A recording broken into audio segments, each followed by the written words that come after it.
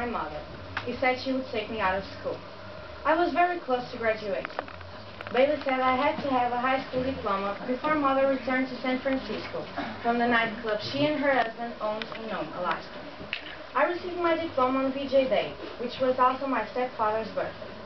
He patted me on the shoulder that morning and said, "You are growing up, and you are becoming a fine young woman." I thought to myself, I should. I'm 8 months and 1 week pregnant.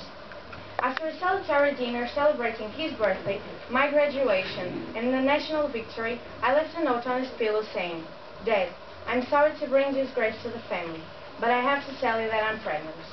I didn't sleep that night. I heard my dad go to his room about 3 a.m. When he didn't knock on my door immediately, I puzzled over whether he had seen and read the note. There would be no sleep for me that night. At 8:30 in the morning, he spoke at my door. He said, "Baby, come down and have coffee with me. By the way, I got your note." The sound of him walking away was not nearly as loud as the sound of my heart racing. Downstairs at the table, he said, "I'm going to call your mother." "How far along are you?" I said, "I have 3 weeks." He smiled. "I'm sure your mother will be here today." Nervous and frightened are not words which even barely describe how I was feeling. Before nightfall, my pretty little mother walked into the house. She gave me a kiss, then looked at me.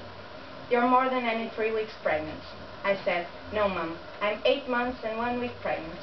She asked, "Who's the boy?" I told her. She asked, "Do you love him?"